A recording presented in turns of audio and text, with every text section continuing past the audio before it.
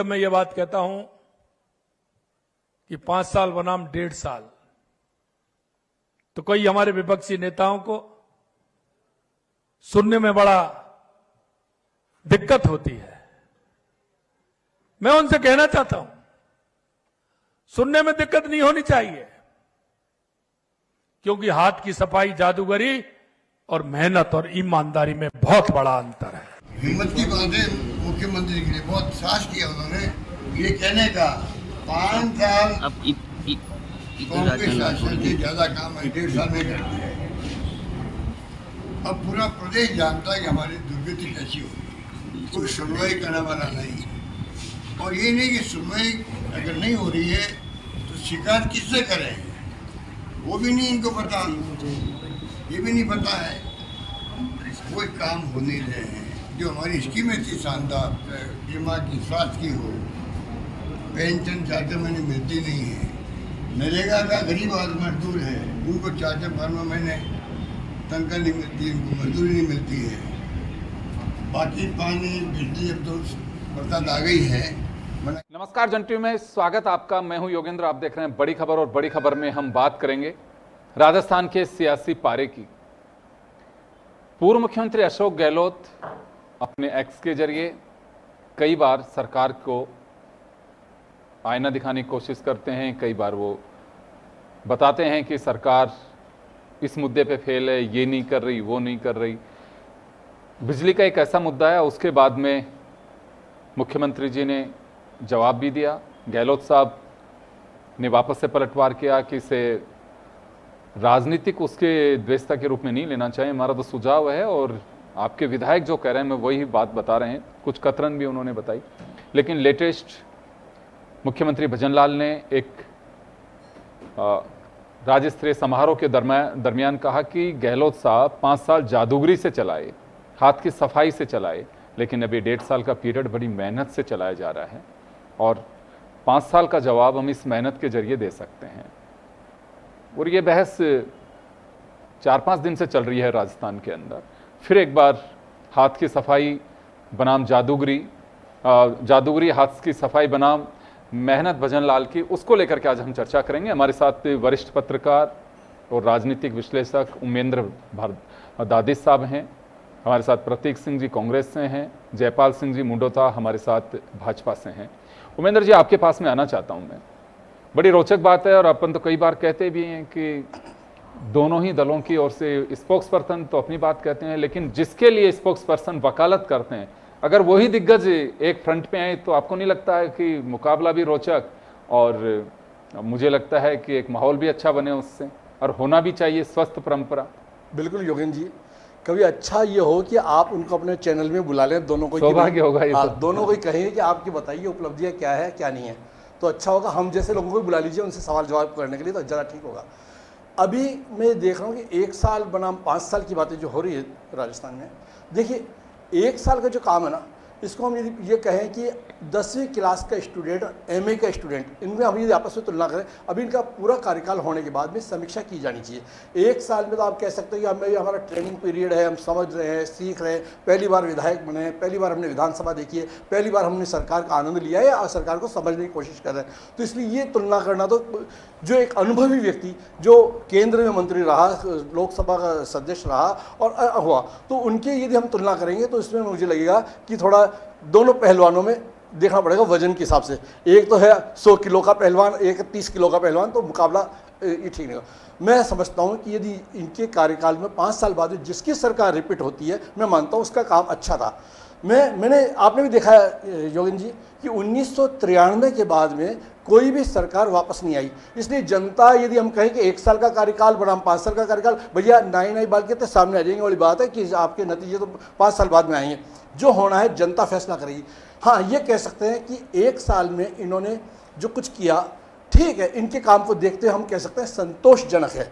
और अशोक गहलोत जी एक परिपक्व नेता हैं, इसलिए उनको भी, उनके काम को हम ये नहीं कह सकते। एक परिपक्व नेता यदि कहे कि मुझसे मुकाबला करो, अरे साहब अभी उनका कार्यकाल पूरा होने दो, 5 साल होने दो उनको। अभी आपको बड़ी चिंता है कि हट जाएंगे, इनका ये हो जाएगा, हटाने की बातें चल रही है। ये एक बड़े परिपक्व नेता के बातें कहेंगे। देखिए, ये बीजेपी कांग्रेस के लोग बैठे हैं, कभी कभी क्या है, राजनेताओं को, आपने भी उनको बहुत निकट से देखा है, मैंने भी उनको बहुत निकट से देखने की कोशिश की है, हम देखते हैं कभी चर्चा होती रहनी चाहिए और जनता में अपनी बात होती रहनी चाहिए। तो कभी कभी चर्चा चलाने के लिए इस प्रकार के बयान भी देने पड़ते हैं, इस प्रकार का पासा भी फेंकना पड़ता है कि हो जाए। अब मानिए इन्होंने कह दिया कि सर ये जा सकते हैं, हो सकता है, क्या पता इनके पास कहाँ से सूत्र आया, इनकी कैसे हुई, और इन्होंने ये भी कह दिया कि मेरे को हटाने की कोशिश की, 35 करोड़ रुपए देने की कोशिश की। ऐसा है, बड़े आप बड़े नेता हैं, आपके पास सरकार की पावर थी, FIR लॉन्च कराते, सब कुछ होता। तो ये सब बातें आज के परिप्रेक्ष्य में कहना कोई उचित नहीं है दोनों के लिए। अब ये कहे कि साहब उनसे मुकाबला करें, अभी आप अपना काम कीजिए, अभी आपको राजनीतिक नियुक्तियाँ करनी है, कार्यकर्ताओं को साधना है, सत्ता और संगठन में सामंजस्य बैठाना है। हाँ, हम आपकी एक बात कह सकते हैं, सत्ता संगठन में सामंजस्य बैठाने की बात जो होती है उसमें आपने उपचुनाव जीते, उससे लगता है कि सत्ता संगठन में सामंजस्य है, ये हम ये कह सकते हैं। लेकिन अभी यदि आप कहें कि नहीं हमारा 1 वर्ष आपका 5 साल, तो मैं मानता हूं कि ये भी उनके लिए कहना ठीक नहीं है। अभी उनको भी कहो कि जनता देखेगी, ये पब्लिक है, सब कुछ जानती है, समय आने में बताएगा। लेकिन ये योगेंद्र जी, मैं एक बात वापस कहना चाहूँगा कि मैं जब देखूंगा जब सरकार आपके नेतृत्व में वापस रिपीट होकर आती है। देखो गहलोत जी को हमने देख लिया, वो वापस रिपीट नहीं कर पाए, हमने केवल मैं मानता हूँ 1993 के बाद में अब की बार तू, अब की बार में, अब की बार तू, अब की बार में वाली चलिए। तो इसलिए मैं कह सकता हूँ जनता आपके किसी के भी काम से, हाँ हमें रिजल्ट पे भरोसा, हमें रिजल्ट पे भरोसा है। अभी देखिए कभी कभी जो ये अभी आपकी छोटी छोटी परीक्षा होगी, निगम के चुनाव आएंगे, स्वशासन के होंगे, पंचायतों के चुनाव, ये आपकी छोटी छोटी परीक्षा है आपकी, ये कभी आप उसमें सप्लीमेंट्री भी आ जाएंगे, सब कुछ हो जाएगा। लेकिन आपकी जो परीक्षा तो मैं जो मानूंगा जब आम चुनाव में आप वापस सरकार को लेके आएंगे, और ये प्रयास होना चाहिए। 1 साल 5 साल पहली सिटी में तो ठीक कह सकते हैं कि आपने जैसे जिक्र किया कि बाई इलेक्शन में रिजल्ट बाई इलेक्शन, ये मैं कह सकता हूँ कि ठीक है, 1 वर्ष का जिनका कार्य है वो ठीक है, कहा जा सकता है, या मैं ठीक है कह सकता हूँ, संतोषजनक कह सकता हूँ। देखिए सरकार से कभी कोई व्यक्ति संतुष्ट हो नहीं सकता, चाहे अशोक गहलोत जी को CM बना दीजिए, चाहे भजन लाल जी को बना दीजिए, चाहे आपको या मुझे बना दीजिए, हम भी यदि CM बन जाएंगे ना तो भी जनता खुश नहीं हो सकती। जी मैं वापस आता हूँ आपके पास में, मैं प्रतीक सिंह जी का रुख करना चाहूँगा। प्रतीक जी, काफ़ी लंबे समय से ये चीज़ चल रही है, आप लोग भी कह रहे हैं कि कोई जगह भी फिक्स हो जानी चाहिए, और सरकार भी चुनौती दे रही है कि खुली बहस को तैयार है। मुझे लगता है कि बाहर की जगह राजस्थान की विधानसभा इतना अच्छा प्लेटफॉर्म है, और वहाँ पे गहलोत साहब को भी आना चाहिए। भजन लाल जी जब इनको जवाब देना होता है हाउस के दरमियान उस वक्त होते ही हैं। तो बाहर का क्या, ये तो मुझे लगता है कि विधानसभा में तय करना चाहिए कि हाँ बिल्कुल हम खुलकर, मुझे लगता है खैर वैसे ये राजनीतिक एक बोलचाल भी होता है। जनरली सरकार के लीडर से ठीक पहले CLP लीडर भी बोलते हैं, लीडर ऑफ अपोजिशन, वो बोलते हैं, तो वहाँ पे भी चीज़ें आ जाती हैं, वो बताते हैं कि कहाँ खामियां रहती हैं, हमारे 5 साल के कार्यकाल में हमने क्या किया, और ये तमाम चीज़ें आती हैं। लेकिन अभी एक नई बहस से राजस्थान में है, और लोगों को इंतजार भी है कि हाँ ये बहस होनी चाहिए। देखिए योगेंद्र जी, सबसे पहले तो राजस्थान के मुख्यमंत्री भजन लाल जी ने बोला कि मैं चैलेंज करता हूं, कांग्रेस का कोई नेता आ जाए और सार्वजनिक मंच पे बहस कर ले हमारे 1.5 साल और उनके 5 साल इस मुद्दे पर। तो जैसे उन्होंने चैलेंज किया, हमारे जो प्रदेश के अध्यक्ष हैं गोविंद सिंह डोटासरा जी, उन्होंने भी इस चैलेंज को एक्सेप्ट किया, और जो नेता विपक्ष टीकाराम जूली जी हैं उन्होंने भी इस चैलेंज को एक्सेप्ट किया। हमने बोला कि आप समय बता दें, तारीख बता दें, जगह बता दें, जिस दिन जिस समय करना चाहें, सुबह दोपहर शाम रात, जब करना चाहें जहां करना चाहें बता दीजिए। आप अपने सारे काम को लेकर के आ जाइए, और हम हमारे 5 साल में हमने जो काम किए वो लेकर के चले जाएंगे, वहां बहस हो जाएगी। आपने ये बात बिल्कुल सही की कि लोकतंत्र के अंदर ये परंपरा है कि सदन के अंदर चर्चा होती है, लेकिन हम ये भी जानते हैं कि इस 1.5 साल के अंदर जो विधानसभा के अध्यक्ष हैं उन्होंने कई मौके पे ये कहा है कि मंत्री मौजूद नहीं रहते, मंत्री जवाब नहीं देते, विभाग से जवाब नहीं आ रहे, मुख्यमंत्री जवाब नहीं दे रहे, उप मुख्यमंत्री महोदय हैं वो जवाब नहीं दे रही, और दूसरे उप मुख्यमंत्री है वो जवाब नहीं दे रहे। तो ये हमने अनेकों बार सुना है। तो मुझे लगता है कि जो सार्वजनिक मंच है, अब वहां पे एक खुली चर्चा जरूर होनी चाहिए कि इन्होंने 1.5 साल के अंदर क्या काम किया और हमने 5 साल के अंदर क्या काम किया।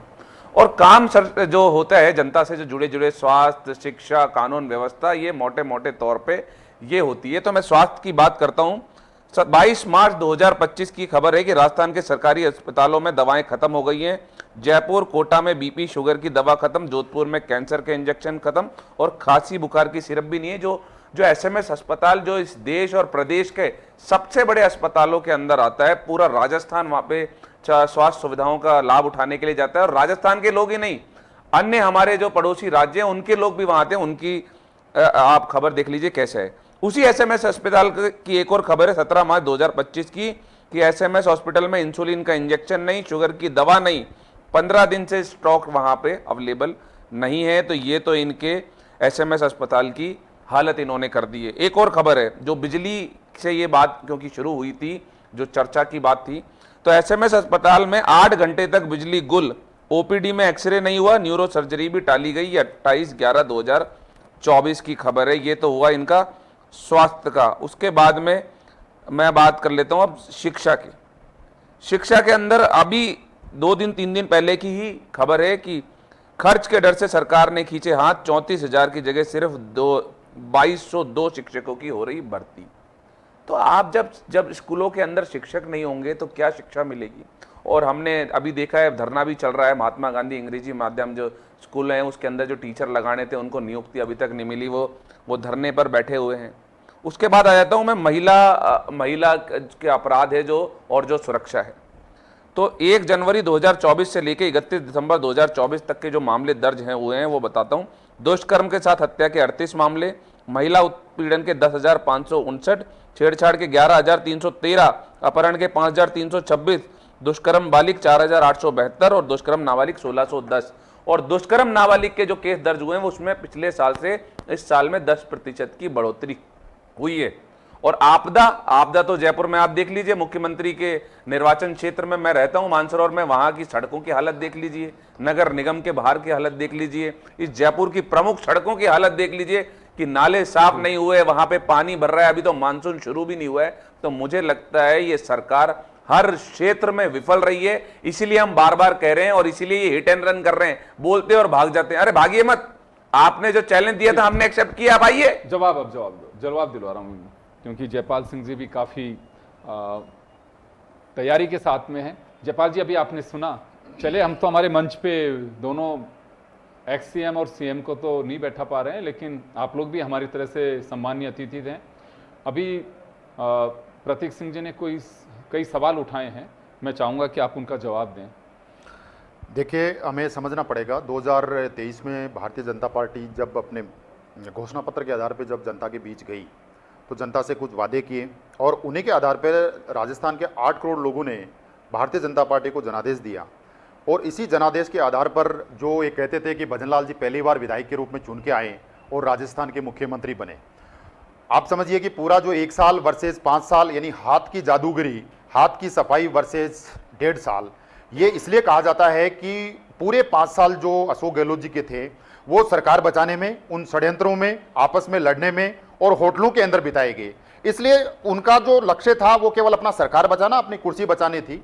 और जो हमारा जो 1 साल है, जो प्रदेश को तीसरी डेवलप राजस्थान बनाने के लिए, तीसरी ताकत बनाने के लिए, इसके लिए सकारात्मक प्रयास हुए। उसके लिए वो प्रयास इसलिए हम देख सकते हैं कि 1 साल के दरमियान ही राजस्थान में राइजिंग राजस्थान जैसा, जिसमें लगभग 32 कंट्री जिसमें पार्टिसिपेट कर रहे हो और एक राजस्थान के आधारभूत जो डेवलपमेंट है उसकी नींव रखी जाना, और पहले साल के दरमियान लगभग 35 लाख करोड़ के एमओयू करना और उनमें से 5 लाख करोड़ के एमओयूज को एग्जीक्यूट कर देना अब तक, ये अपने आप में मैं समझता हूं और राजस्थान के इतिहास में अभूतपूर्व और ऐतिहासिक है। इसके साथ में कह सकते हैं कि जो ईआरसीपी योजना, राम जल सेतु परियोजना थी, वो लंबे समय से राजस्थान में बहुप्रतीक्षित थी। उसको कोर्ट में कांग्रेस सरकारों ने लटकाया, भटकाया और झटकाया।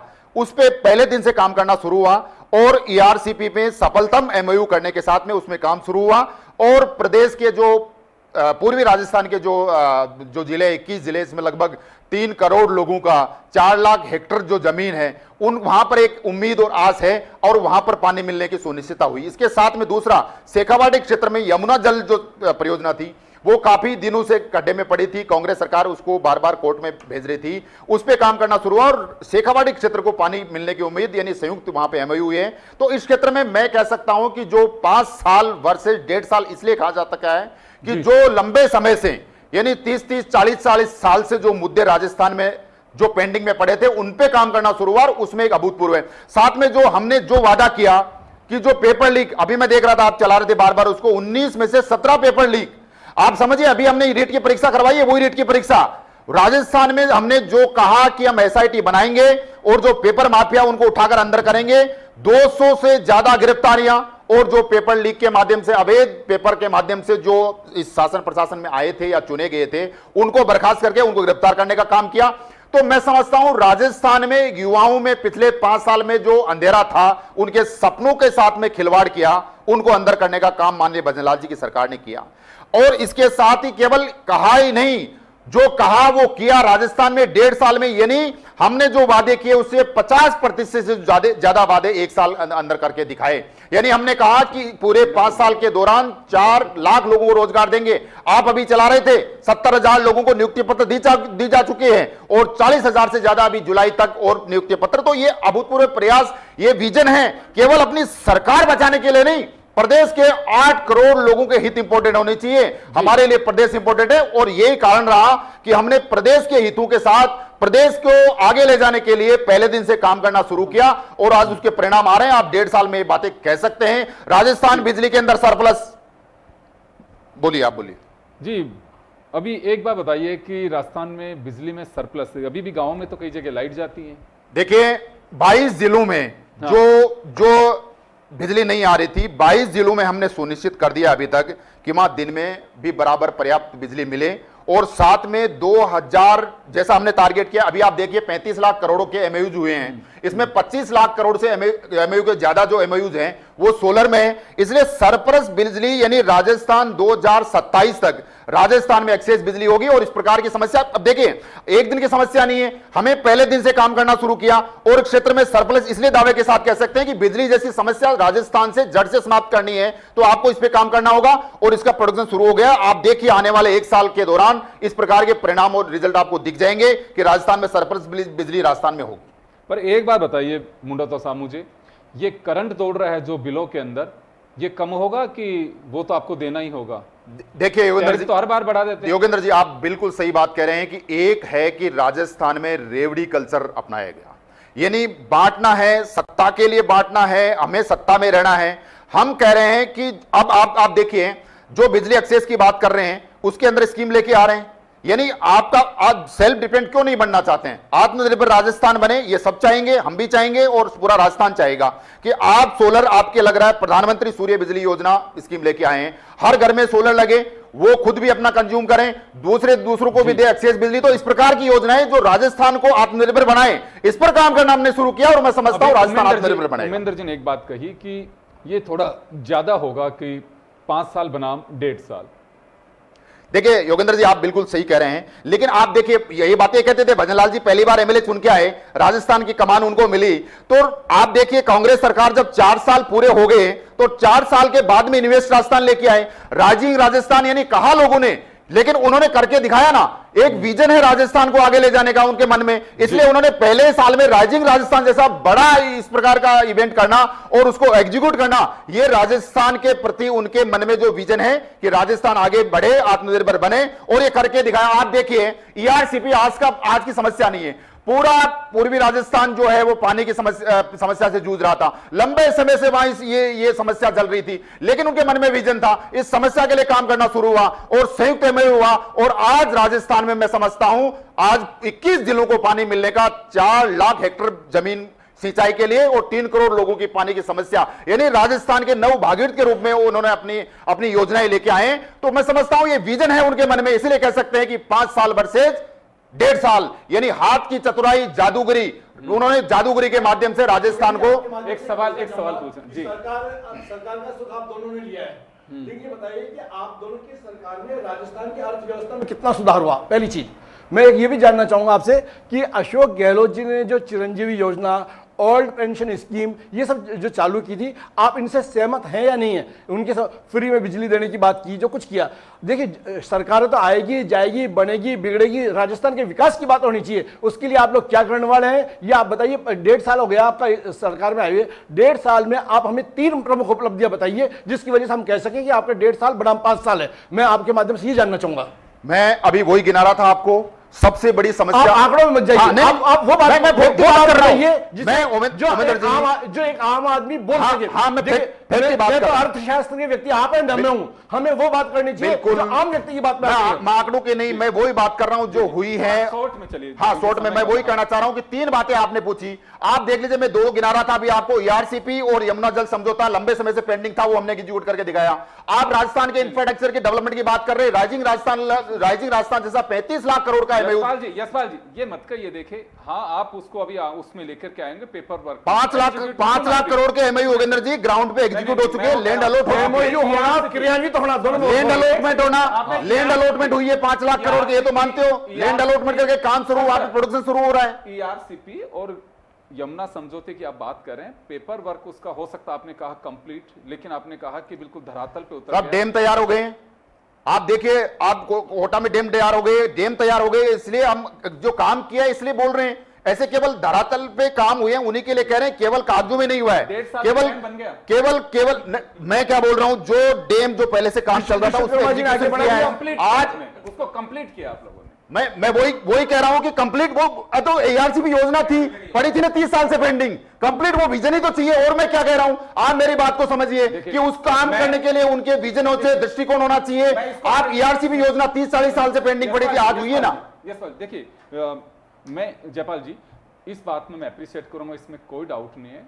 रिजल्ट क्या आएंगे टाइम लग सकता है, लेकिन वाकई राइजिंग राजस्थान पहले साल में की भजन लाल ने, ये वाकई काबिले तारीफ है। क्योंकि लास्ट में जब जाते वक्त करते हैं ना मॉनिटरिंग हो पाती है, ना पता चल पाता है कितना काम धरातल पे आया नहीं आया। और मॉनिटरिंग ठीक होगी तो ऐसा भी नहीं है कि राजस्थान उन स्टेट्स में नहीं है कि जो वाकई यहाँ पे कुछ व्यापारी नहीं आ सकते। ये एक मैं बड़ी उपलब्धि मान के चलता हूँ और अप्रिशिएट करना चाहिए कि राइजिंग राजस्थान उन्होंने अभी किया और आगे मॉनिटरिंग करेंगे। 2027 के लिए फिर कहा है कि हम 2027 में सेकंड पार्ट कर रहे हैं उसका, ये अच्छी बात है। लेकिन कुछ चीजें हैं जो केवल पेपर वर्क करने पे ही हम उपलब्धि नहीं मान सकते जब तक वो धरातल पे चीजें नहीं उतरती हैं। प्रतीक जी आप कुछ कहना चाह रहे हैं? देखिए, राइजिंग राजस्थान का बड़ा ढिंढोरा पीटा जा रहा है यहाँ पर भी और बाहर भी। तो मैं आपको एक खबर की तरफ आपको थोड़ा सा ध्यान आकर्षित करूंगा। ये 31 मार्च 2025 अभी की खबर है। इसके अंदर भजन लाल जी ये कह रहे हैं कि निवेशक हमारा फ़ोन नहीं उठा रहे, ईमेल का जवाब भी नहीं दे रहे। तो वो तो ये कह रहे हैं, राइजिंग राजस्थान के समय हमने देखा था कि कंपनी की वैल्यूएशन थी 1 लाख रुपए और हमने एमओयू कर दिया 1000 करोड़ रुपए का, तो फिर वो फ़ोन थोड़ी उठाएंगे। और इसी तरीके की सारी चीज़ें हुई हैं।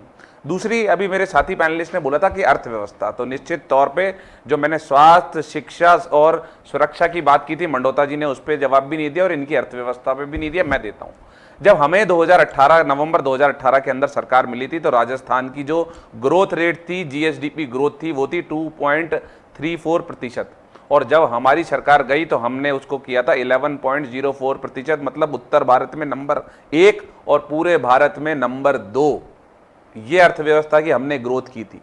अब ये बोल रहे हैं ईआरसीपी का बड़ा ढोल पीटा गया। यहाँ पे भी भागीरथी, स्वयंभू भागीरथी बन के घूम रहे हैं। जब नरेंद्र मोदी जी 18 में आए थे तब भी बोले थे कि मैं इसको राष्ट्रीय परियोजना बना दूंगा। उसके बाद में जब अभी 2023 में चुनाव हुए तब भी ये बोला था कि राष्ट्रीय परियोजना बना दूंगा। वो राष्ट्रीय परियोजना आज तक नहीं बनाई। क्यों नहीं बनाई राष्ट्रीय परियोजना? अगर राष्ट्रीय परियोजना बना देते तो 90% पैसा केंद्र देती, 10% हम देते, तो हमारे जो पार्टी का पैसा आता, हमारे हिस्से का जो पैसा था वो मात्र 7,500 करोड़ रुपए था और हम 14,000 करोड़ रुपए खर्च कर चुके हैं। और वो जो ईसरदा बांध डैम की बात कर रहे हैं वो कांग्रेस की सरकार में उसका 85% काम हुआ है, जिसका श्रेय लेना चाह रहे हैं। तो क्रिया कुछ भी नहीं है। सरकार की फाइलों में गांव का मौसम गुलाबी है। जवाब दिलवा देता हूं जी जयपाल जी। मैं ये कहना चाह रहा हूं कि यदि आपने इतना अच्छा काम किया, आप सरकार बनने के बाद में जनता की अदालत सबसे बड़ी अदालत होती है। आप बाई इलेक्शन हार चुके हैं। अभी नगर निकायों में आपका मेंबर ऑफ पार्लियामेंट अपनी सीट नहीं बचा पाता है, पीसीसी के चीफ लक्ष्मणगढ़ से अपनी सीट नहीं बचा पाते हैं। तो 1 साल यानी जनता की अदालत सबसे बड़ी अदालत होती है। अच्छे से बोलिए, उपचुनाव होते वो होने बाकी है। नहीं, वही बाई इलेक्शन में हारे हैं, बाई इलेक्शन हुए उसमें भी हारे ना। अभी नगर निकाय को चुनाव हुए उसमें भी हारे हो। तो सांसद कितने हारे? हारे नहीं, आपका सुपड़ा सारे गया। इसलिए आप सांसद कितने आपने योजनाओं को, प्रदेश की में योजनाओं को, लोगों को आपने जादूगरी, अपने हाथ की सफाई से अपनी सीट बचाने के लिए सांसद कितने जी के रहते? आप वो वो साफ हो गए हैं, कितने आपका सांसद सुबह आए? साफ कर दिया, बाई इलेक्शन में कर दिया, नगर निकाय के चुनाव में अभी कर दिया, इसलिए 1.5 साल के अंदर योगेंद्र जी, सांसद जनता का ने नाम आईना लीजिए। दिखा दिया।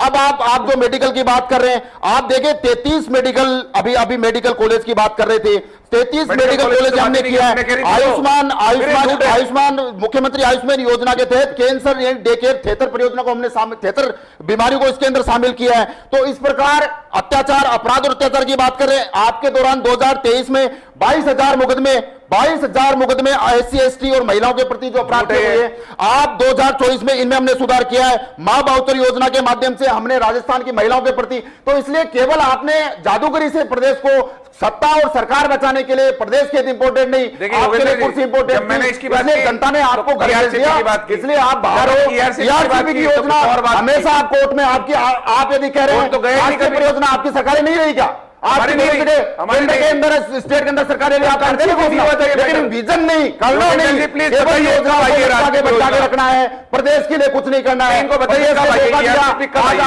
आज आप विपक्ष में 30 साल हो, की बातें इसलिए कर आप रहे हैं। देखते रहिए। झूठ बोलने का 5 भी साल एक बच्चे लिमिट है। 1.5 साल, इसलिए आप ये इतना प्रदेश झूठ में गुमराह बोलोगे। नहीं होने वाला है। आपकी इन बातों में प्रदेश आपके चाल चरित्र और चेहरे को नकार योगेंद्र जी, प्लीज ये बेनकाब कर बताइए चुका कि है। कब आई थी ERCP, ये जरूर आप बताएं। मैं माफी चाहूंगा, समय का अभाव, मैं रोकना चाहूंगा। खैर, पहली बार बहस नहीं है, क्योंकि अभी मुख्यमंत्री जी भी पीछे रहने वाले नहीं है, और मुझे लगता है कि जिन्होंने इसका सुगबुगाटा और शुरुआत की है वो भी पीछे रहने वाले नहीं है। तो ये तो सिलसिला चलता रहेगा। और अच्छी बात है कि काम के जरिए, काम विकास के नाम पर अगर बहस होती है तो लोकतंत्र के लिए एक हेल्दी एटमॉस्फेयर बनता है, एक हेल्दी डिबेट होती है, और वो जरूरी भी होना भी चाहिए। विकसित राष्ट्रों में तो होता ही यही है।